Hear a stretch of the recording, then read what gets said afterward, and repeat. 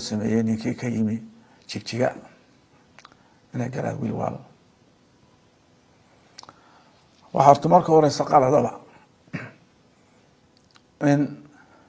ninka socda dadkayna sayno qoryaa isku sidano. السلام عليكم ورحمة الله وبركاته. ميركستو هادون كجوجتان لما هو سلامتين waxaan doonayaa maanta laba eri ka idhaahdo ka Faysal Cali Waraabe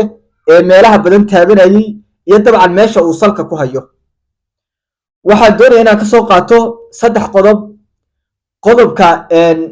garaad kulmiye dhex ma noqon karo oo anaga nooma gar qaadi karo garaad jaamac garaad cali ama garaadada dhulbahante. arrinka labaad ee aan soo qaadanaya waxa weeye qodobka uu kaga hadlay heshiiskii Itoobiya iyo Soomaaliland ay wada galeen ee badda oo uu yiri meeshii waa laga saaray. arrinka saddexaad waa ictiraafka Mareykanka oo isaguna yiri nin ergaya ayaa lagu dilayaa. bal afkaartaasi meesha ay ka imanayaan iyo dabcan bal wixii ka saxa ayaa doonaya balna laba eri ka idhaahdo. marka koowaad waxaan ka codsanayaa muuqaalka la garayso oo aad share garayso oo aad channelka subscribe saarto. bal qodobka koobaad ila daawada garaad kulmiye waxa uu ka yiri waxa horta marka horeysa qaladaba in ninka socda dadkayna sayno qoryaa isku sidano haddana is urursanaya inay weeraraan in erga loo dirto kala waajibaad oo wada siman. maanta waxa la wax maanta codkeena ku hadlaya oo lagu soo hagaaga horta ma jirto wala soo garab yahay qof wuxuu doon ku hadlay waayahay inaad daawateen ayaa rajeynaya labada qodob oo isku soo dhajiyay waa guurtida iyo sida oo kale garaad kulmiye oo yiri isagu hab sarbeeyo buu yiri meesha saddexyaac baa baash soconayo yiri hal eri ay dhaahdo horta ninka la garaad kulmiye waa nin daarooda dagaalka la saaroodna dabcan isna wuxuu ahaa dagaal ay dabada ka riixayeen isla daaroodu waa nin daarooda balse su'aasha isweydiinta mudan ayaa waxay tahay xagee maanta xal kale oo dabcan cidina dhexdhexaadin karta nimanka cidina dhex geli karta halkay joogtaa. anigu waxaan u arkaa inay tahay maarmiwe oo maanta haddii ay jirto cid kale oo dhex geli kartaa dabcan hay soo sheegto. waxaan u arkaa inay xukuumaddani u aragtay maarmiwe wax la dhaha ama lagama maarmaan macnaha ma laha doorasho kale bas waa doorasho khasaba. isagu waxa uu laakiin qeexay inaanu ku kalsoonayn. qodobka labaad haddii aan halkaa kusii yaro socdo garaad kulmiye ama marka nabadda meelaha noocaas oo kale la gelayo yaa xaq u leh inay galaan. isagu waxa uu ku sheegay isdhinacyaa inuu jiro kaasoo cid maanta afka reer Soomaaliland ku hadli kartaba aysan jirin kaasoo uu u duur xulayo in golaha guurtidu shaqadan lahayd balse ay salaadiin reer Sheekh Isxaaqi ay ka qaadeen meeshii. hadalka biyadiciisu waa kaa hal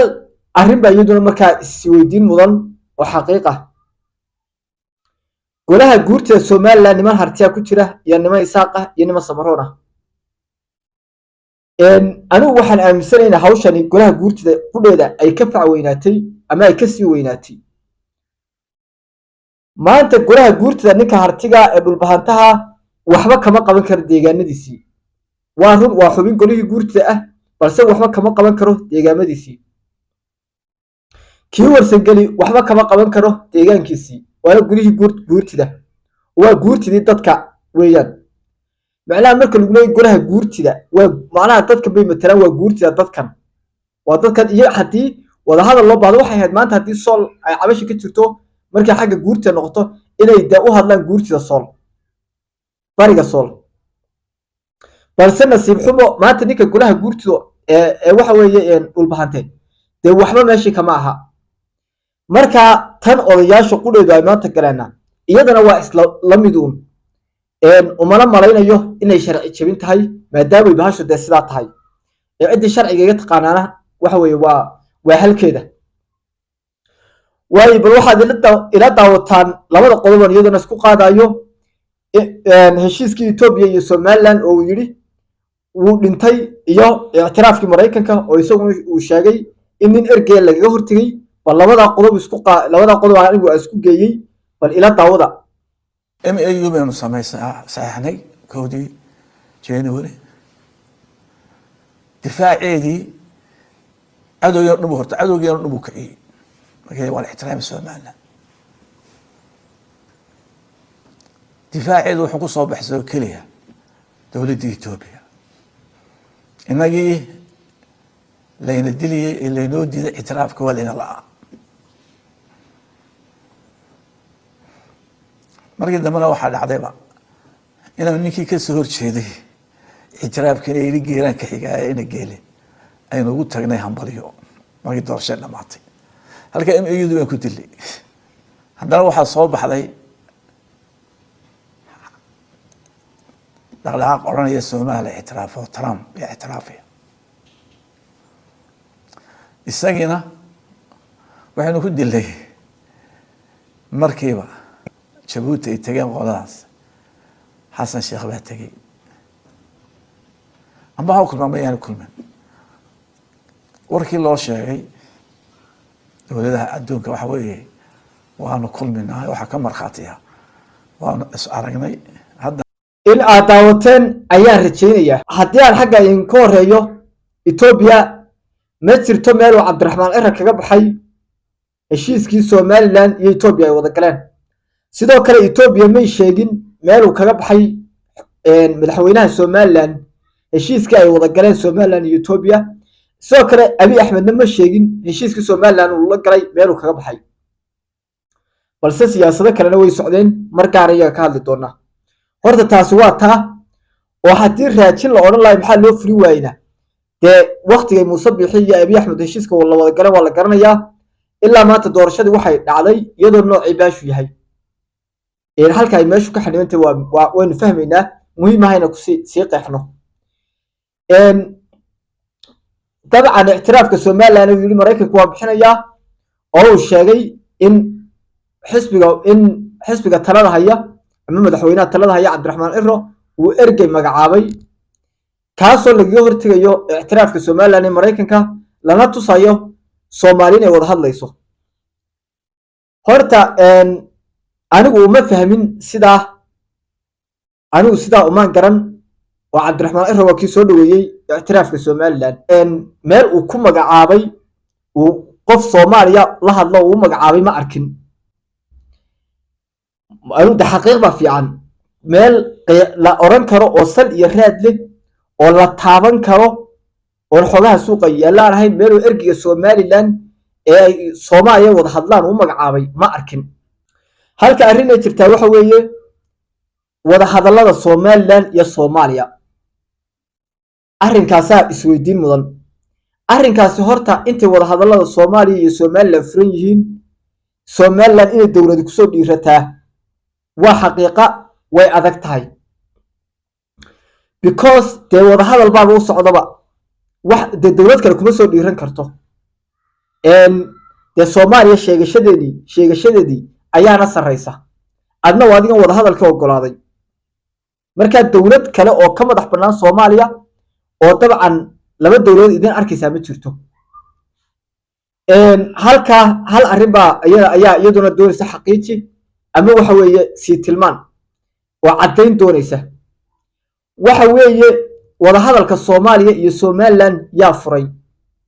wada hadalka Somaliland iyo Soomaaliya waxa weeye xaguu ka soo bilaabmay wada hadalka Somaliland iyo Soomaaliya isla kulmiya furay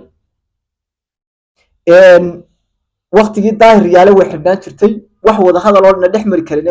mari jirayna ma jirin balse intii uu kulmiya meesha yimi way furantay meesha rasmiga laga xiri karaa hadaba waa xagee farmaajo iyo Muuse Biixi ayaa Ethiopia ku wada hadlay haddana Xasan Sheekh iyo Muuse Biixi ayaa Jabuuti ku wada hadlayay waliba intaasoo jeer ku kulmay taasi waxay ku cadeynaysaa inaan wada hadallada Soomaaliya iyo Somaliland ayna xidhnayn haddaba sidee loo xiri karaa ma jirtaa meel xukuumadda cusub ee Cabdiraxmaan Ciro ay Soomaaliya kula kulantay run ahaantii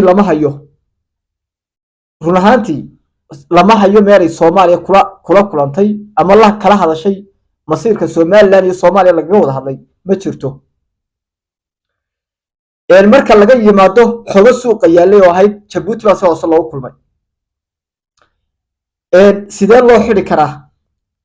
wada hadallada Soomaaliya iyo Somaliland yaa si awood u leh inay xidhaan? waxa awood u leh dabcan madaxweynaha. waxa la marinayaa meeshii laga furay oo ah golaha guurtida iyo golaha wakiilada in wada hadalladii Soomaaliya iyo Somaliland xidhmeen, kadibna waa la ansixinayaa oo cod aqlabiyada lagu ansixinayaa. markay sidaasi dhacdo waa sharci darro ama waa waxa weeye dastuur jabin ciddii samaysa la hadal Soomaaliya ah. taasina waxay sahlaysaa in Somaliland sideeda waxda uga harisato ayay keenaysaa, balse ma jirto meel Soomaaliya iyo Somaliland lagu xidhay dabca wada hadalladii la furay. taasina waxa weeye waa arin in dadka la dareensiyo ay fiican tahay.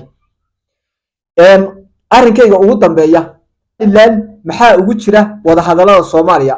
ma dhib baa ugu jirta mise dheef? anigu shakhsi ahaan waxaan aaminsanay in dhib mooyaane wax kale ku jirin. waxaan aaminsanay inay Somaliland khasaare mooye aanay dheef ka faa'iideyn. xidmad baa waxay tidhaahdaa haddaad tareen qaldan raacdo meesha u horreeyuu istaagaya kaga deg, haddii kale wuu kula sii fogaanayaa meesha aad kaga degtaaba way kasii dhibaato badantay meesha horuu tareenku kula dhaafay, waayo socodka wuu ka dheeraanayaa. anigu waxaan aaminsanay Soomaaliya wada hadalladeeda inaynaa waxba ka faa'iideyne la iska xidho. dal aan dabcan ku tixgelinayn ku qadarinayn xataa aan doonayn inuu adduunka u muujiyo inaan laba dal ahaan jirteen beri hore ahaan jirteen oo isku biiray oo jiritaankaaga inkiraya waxaad kala hadashaa sidaan anigu aaminsanahay waa khalad. ninku yidhi ma jirtid inaad u caddaysay inaad jirtid mooyaane inaad wada hadashaan oo aad hoos fadhiisataa micnaheedu waxa weeye waxaan raalli ka ahay hadalkiisii. anigu markaa waxaan u arkaa wada hadallada Somaliland iyo Soomaaliya ee hadda weli furan inaanay wax faa'iido jirin. xukuumadda cusubna waxaan dabcan u soo jeedin lahaa inay iska xidho, waayo waxba kama faa'iideyso. aad iyo aad baa mahadsantihiin. muuqaalkayga intaas iskaga joojinayaa. insha Allah waxaan kaa codsanayaa like garayso, share garayso, channelkan subscribe saarto haddii Ilaahay awood leh uu yiraahdo.